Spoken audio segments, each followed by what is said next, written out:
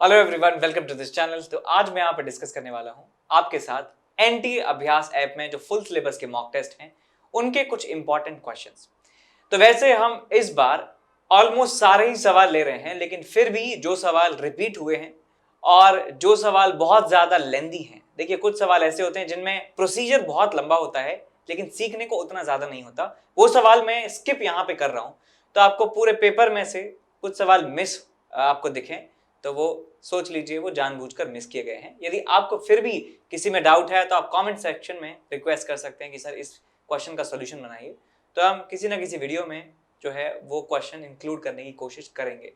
ठीक है, तो ये है हमारे पास पेपर नंबर 3। ठीक है, उसके क्वेश्चंस आपको मिलने वाले हैं इस वीडियो में। उसके बाद पेपर नंबर 4 होगा, उसके बाद पेपर नंबर 5, और इस तरीके से ये सारे पेपर जो हैं स्टार्टिंग से हम ले रहे हैं।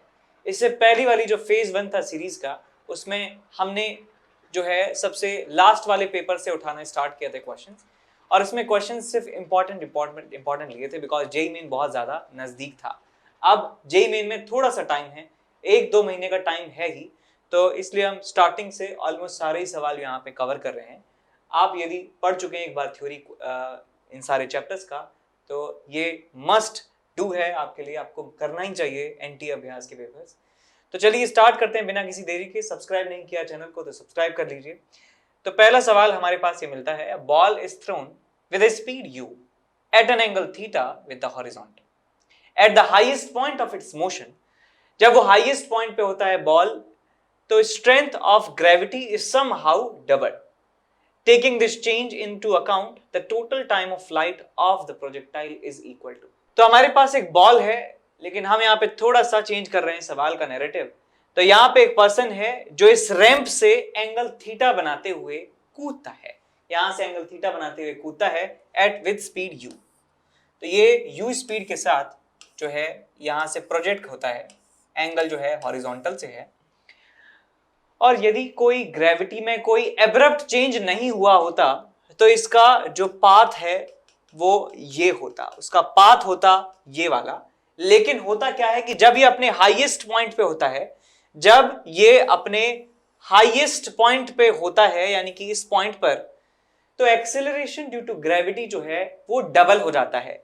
देखिए यहां से यहां तक एक्सेलरेशन ड्यू टू ग्रेविटी जो था वो g के बराबर था डाउनवर्ड डायरेक्शन में, अब इसका मैग्नीट्यूड हो जाता है डबल, यानी कि ये हो जाता है अब 2g।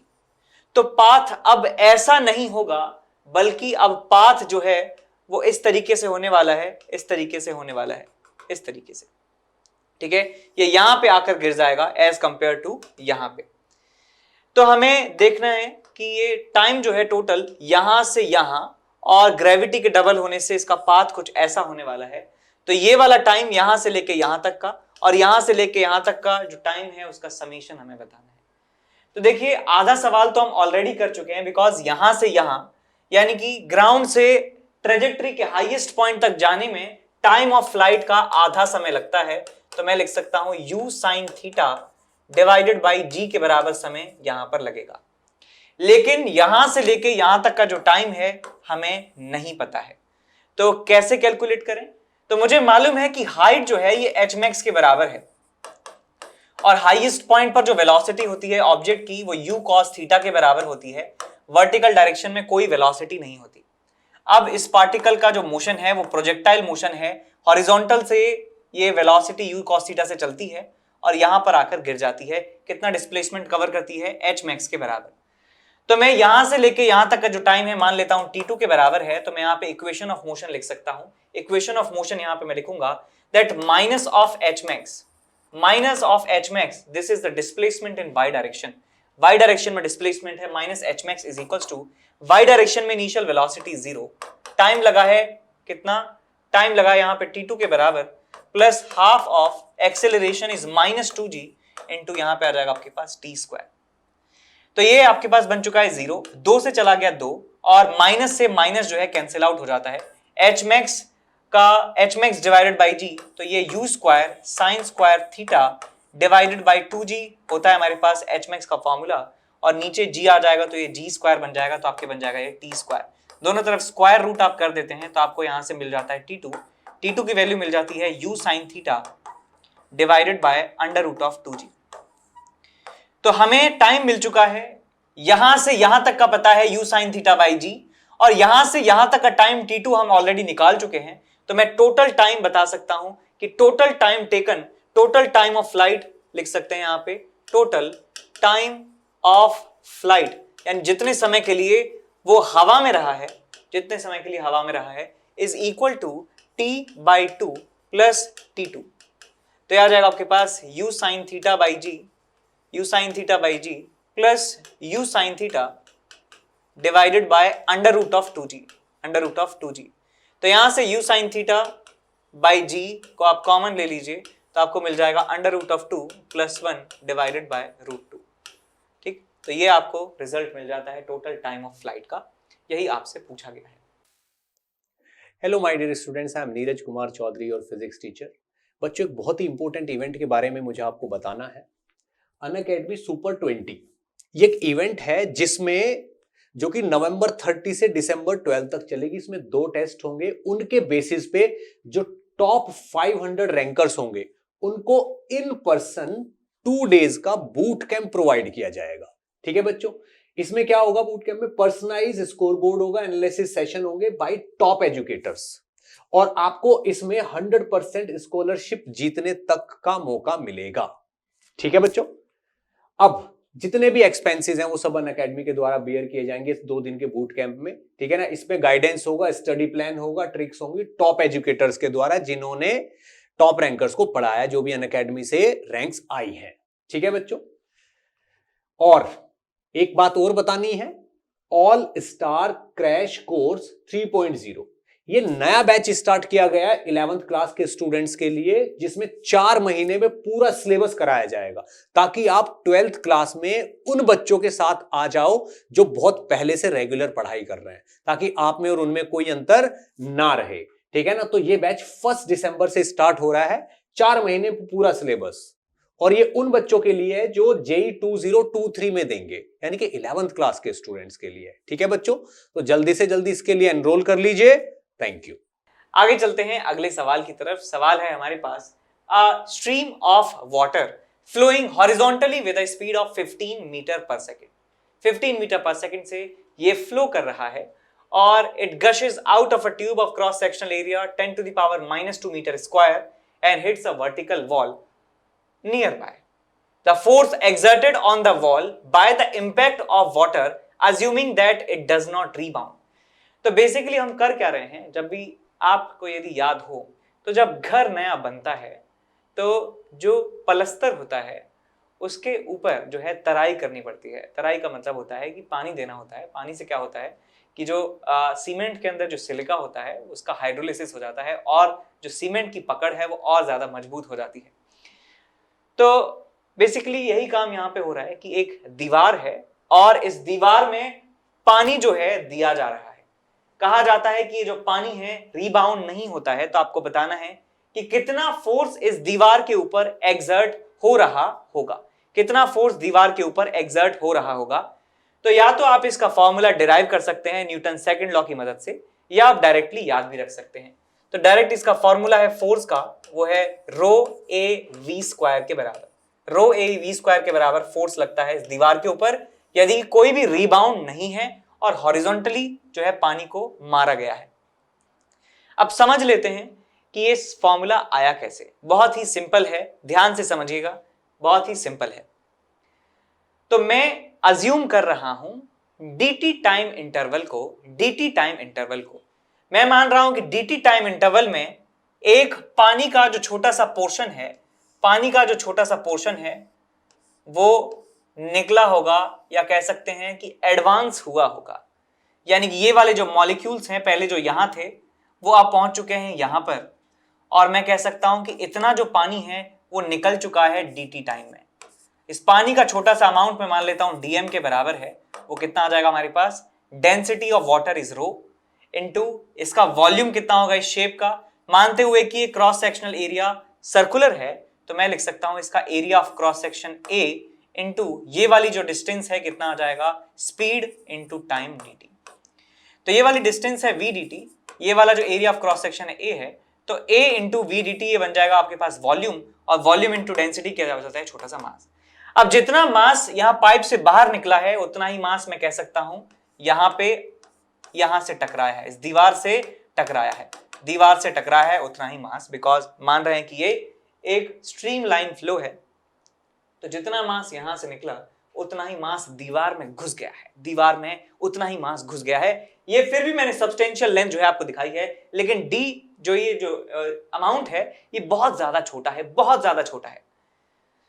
तो भाई ये जो पार्ट है ये v स्पीड से चल रहा है और दीवार से टकराने के बाद इसकी वेलोसिटी हो जाती है 0, इसकी वेलोसिटी हो जाती है 0। तो मैं यहां पे कह सकता हूं कि इस वाले पार्ट का जो मोमेंटम है वो चेंज हो गया है, और वो मोमेंटम में जो चेंज है वही उसका रेट ही किसके बराबर होता है, फोर्स के बराबर होता है। तो फोर्स को मैं लिख सकता हूं dm/dt, मतलब dp/dt। dp का मतलब है कि स्मॉल मोमेंटम में चेंज, dt का मतलब है कि छोटा सा टाइम टेकन। तो मोमेंटम में चेंज देखिए कितना है आपके पास, dm इंटू 0, ये फाइनल मोमेंटम हो गया है, इनिशियल मोमेंटम है dm इंटू v, और नीचे आ जाएगा आपके पास dt। तो यहां से आपको मैग्नीट्यूड ऑफ फोर्स मिल जाता है dm/dt into v into dm/dt। ये मैग्नीट्यूड ऑफ फोर्स हमें मिल चुका है। dm की जो वैल्यू है आप लिख दीजिए रो ए वी डी टी के बराबर, तो आ जाएगा आपके पास रो ए वी डी टी, और यहां पे आ जाएगा v डिवाइडेड बाय dt। तो dt से dt कैंसिल आउट हो गया, आपको मिलता है रो ए वी स्क्वायर के बराबर, ये मिल जाएगा आपको force. Force is equals to rho a v square के बराबर फोर्स लगेगा दीवार पर। अब ये वैल्यू कैलकुलेट कर लेते हैं। तो डेंसिटी पानी की होती है 10⁻3, एरिया ऑफ क्रॉस सेक्शन 10⁻⁻2 दिया है, रो ए वी स्क्वायर स्पीड का स्क्वायर यानी कि 225 आपको यहां पे मिल जाता है, रो ए वी स्क्वायर आपको मिल जाता है। सॉल्व कर लीजिए, आपको मिल गया 2250 न्यूटन के बराबर फोर्स। देख सकते हैं कि इतना फोर्स दीवार के ऊपर लग रहा होगा। स्पीड भी बहुत ज्यादा है, 15 मीटर पर सेकेंड, काफी ज्यादा स्पीड है पानी की, और 10⁻⁻2 मीटर स्क्वायर एरिया भी काफी बड़ा है। ठीक है, तो इतना फोर्स लगना जो है वो लाजमी है, यानी कि वाजिब है, लगना चाहिए भाई इतना फोर्स। तो उसके बाद चलते हैं अगले सवाल की तरफ। सवाल है, हमसे कहता है the mean lives of radioactive substance are 1620 years and 405 years for alpha and beta emission respectively. यानी कि एक रेडियोएक्टिव सब्सटेंस है, रेडियोएक्टिव सब्सटेंस है, वो अल्फा पार्टिकल्स जब इमिट करता है तो उसका मीन लाइफ कहा गया है कि 1620 ईयर्स है, और जब वो अकेला सिर्फ और सिर्फ बीटा पार्टिकल्स इमिट करे तो उसका जो मीन लाइफ है वो किसके बराबर होता है, 405 ईयर्स के बराबर। It is decaying by both alpha and beta emission simultaneously, then the time during which 3/4 of the sample will decay. यदि वो अल्फा और बीटा पार्टिकल दोनों एक साथ इमिट करने लगता है तो आपको बताना है कि कितने समय के बाद उसका जो 3/4 पोर्शन है वो डिके हो जाएगा, यानी कि सिर्फ 25% क्वांटिटी हमें बचने वाली है। तो यहां साइमल्टेनियस डिके का ये सवाल हमसे पूछ लिया गया है कि एक पार्टिकल है और वो 2 अल्फा बीटा डिके करता है और 2 एलिमेंट्स बनाता है अलग अलग तरीके के, तो बताना है कि कितने समय के बाद 25% माल ही हमारे पास बचेगा। तो यहां पे मैं कह सकता हूं कि जो अल्फा है, अल्फा के लिए जो होने वाला है रेट कांस्टेंट लैम्डा, उसको मैं लिख सकता हूं 1/मीन लाइफ। ये फॉर्मूला होता है लैम्डा इज इक्वल टू 1/मीन लाइफ, या मीन लाइफ का फॉर्मूला 1/लैम्डा। तो यहां से मुझे जो अल्फा डिके का जो रेट कांस्टेंट है वो मिल जाता है कितना, 1620 ईयर्स। तो आ जाएगा आपके पास 1/1620 year inverse. Similarly beta particle के लिए जो रेट कांस्टेंट है वो आ जाएगा आपके पास 1/405 ईयर इनवर्स। ये हमें लैम्डा अल्फा और लैम्डा बीटा की वैल्यू पता चल जाती है। तो लैम्डा अल्फा लैम्डा बीटा पता चल गए, तो हम क्या कर सकते हैं कि इस पूरी रिएक्शन को एक सिंपल रिएक्शन से रिप्लेस कर सकते हैं। हम यहां पे कह सकते हैं कि जो X है वो बनाता है कुछ प्रोडक्ट, और यहां पे 2 प्रोडक्ट एक साथ बन रहे थे अलग अलग रिएक्शंस में, लेकिन हम इस पूरी इक्वेशन को रिप्लेस कर सकते हैं एक सिंपल इक्वेशन से जिसका रेट कांस्टेंट जो है लैम्डा इक्विवेलेंट के बराबर होने वाला है। और इस लैम्डा इक्विवेलेंट की जो वैल्यू है हम लिख सकते हैं lambda equivalent is equal to lambda alpha plus lambda beta, lambda alpha plus lambda beta लिख सकते हैं।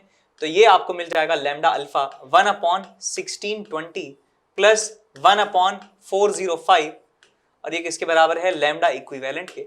तो भैया देख लीजिए आंसर कितना आ जाएगा, 1/405 को आप कॉमन ले लेंगे तो आपको मिल जाएगा 1/4 + 1, so it will be 5/4 into 405, 5 से गए 8 बार 1, 1/4 32, 324 ईयर इनवर्स आपको लैम्डा इक्विवेलेंट की वैल्यू मिल जाती है। Lambda equivalent is equal to 1/324 मिल गया।